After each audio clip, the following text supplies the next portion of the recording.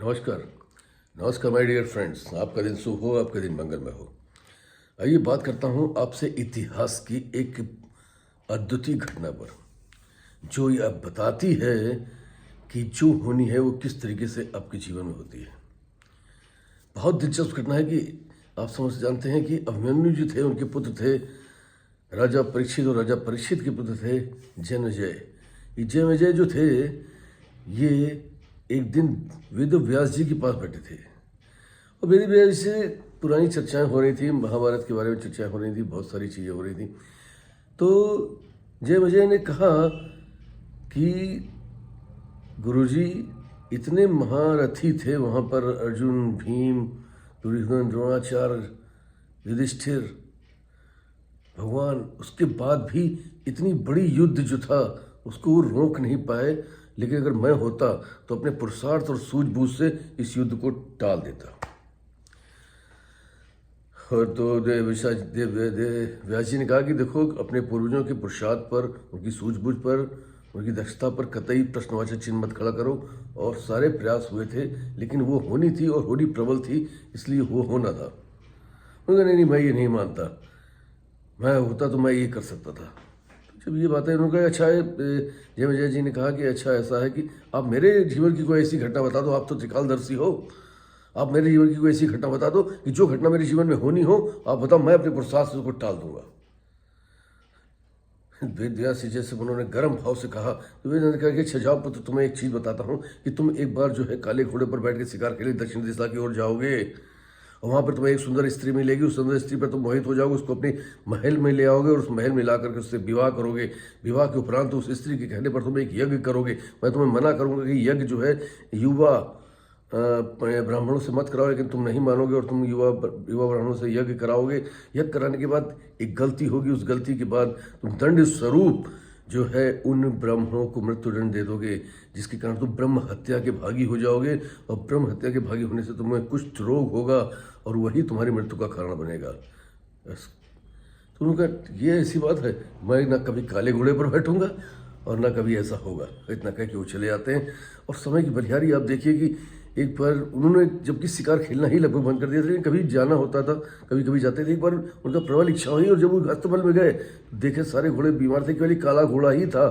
मजबूरी में उन्हें काले घोड़े पर बैठना पड़ा तो वो उत्तर दिशा की ओर जाने लगे। उनका दक्षिण दिशा जाऊंगा ही नहीं, लेकिन घोड़ा जो है अचानक जो है विचलित हो गया और विचलित होकर दक्षिण दिशा की तरफ जाने लगा।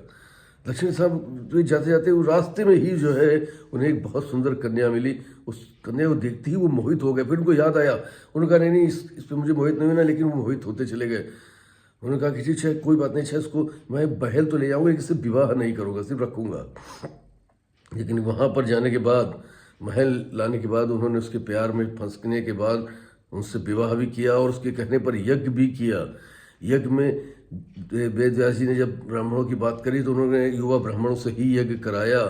और वो युवा ब्राह्मण जो है अपने यज्ञ के दौरान ही उनकी जो पत्नी थी जन्मेजय की, उसको देख करके किसी बात पर उनकी अनबन हुई और उन्होंने राजा से कहा और राजा ने जो है उन ब्राह्मणों को मृत्युदंड दे दिया। मृत्युदंड के बाद जो है उनको कुष्ठ रोग हुआ। अब वो सारी घटना को देखकर विचलित हो गए, समझ गए कि मेरी मृत्यु अब निकट आ गई है। वो तुरंत वेद व्यास जी के पास पहुंचे। उन्होंने कहा भगवान मुझे क्षमा करिए और मुझे जीवन दान दीजिए, मुझे किस तरीके से मैं बच सकता हूँ। उन्होंने कहा कि कर्म जो होते हैं वो बचा सकते हैं, चलो तुमको एक चांस और मैं देता हूँ जो मेरे हाथ में है। मैं तुम्हें महाभारत का एक प्रसंग सुनाऊंगा, उस प्रसंग को सुनते वक्त पूरी आस्था के साथ सुनना। अगर तुमने उसमें आस्था नहीं दिखाई तो उसके बाद मैं वहीं प्रसंग रोक दूंगा और फिर मैं भी नहीं बचा पाऊंगा, कोई नहीं बचा सकता। उसने कहा ठीक है, हाथ जोड़कर बैठ गया। उसने कहा प्रसंग सुनाओ। और प्रसंग सुनाते समय उन्होंने बताया वेद व्यास जी ने कि जो भीम थे इतने बलशाली थे कि उन्होंने कई सारे हाथियों को सूंड पकड़ के ऊपर फेंक दिया था, जो आज तक जो है आसमान मतलब कि अंतरिक्ष में लटके हुए हैं। अब अपने आप को अपनी नेचर के अकॉर्डिंग जो है रोक नहीं पाए। उनका ये कैसे हो सकता है, ये कैसे संभव है। वेद व्यास जी ने वहीं पर कथा रोक दी। उन्होंने कहा बेटा अब क्षमा करो, मैं भी तुमको इस बचा पाने में सक्षम नहीं हूँ। तो जितनी कथा उन्होंने आस्था के साथ श्रवण करी थी उतनी हिस्से में उनकी कोढ़ ठीक हो गया, लेकिन कुछ जगह रह गई और वही जगह अंत में उनकी मृत्यु का कारण बनी। दोस्तों, पहले आपके जो शरीर बनता है, शरीर बनने के पहले ही आपके जो है कर्म बन जाते हैं, घटनाक्रम बन जाते हैं। बस ईश्वर की आस्था और आपकी कर्मठता की वजह से कुछ चीज़ें जो है आसान हो जाती हैं। आएंगी तो है आपके जीवन में, लेकिन वो आसानी से चली जाएंगी। बीमारी आएगी, लेकिन आपकी ईश्वर के प्रति आस्था होगी, आपके अच्छे कर्म होंगे, जिससे वो बीमारी जो है आपको अघोर कष्ट नहीं पहुंचाएगी। जो भी जीवन में समस्या आएंगी, लेकिन वो आगे निकल जाएंगी। ये आके निकल जाना ये आपके कर्मों पर है कि आप जब आपकी आस्था, आपके कर्म अच्छे होते हैं तो चीज़ें आती तो हैं जो नियोजित हैं, लेकिन वो आसानी से आपके जीवन से चली भी जाती हैं। तो इसलिए दोस्तों, हमेशा अपने कर्मों पर भरोसा रखें और अपने मन पर, अपने चित्त पर अपना कंट्रोल करने की कोशिश करें।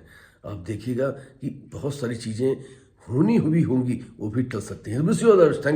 Thank you very much everybody, love you all. फिर मिलूंगा किसी प्यारी कहानी के साथ, आपका दोस्त पीयूष रंजन। तब तक के लिए नमस्कार। आपका दिन शुभ हो, आपका दिन मंगलमय हो।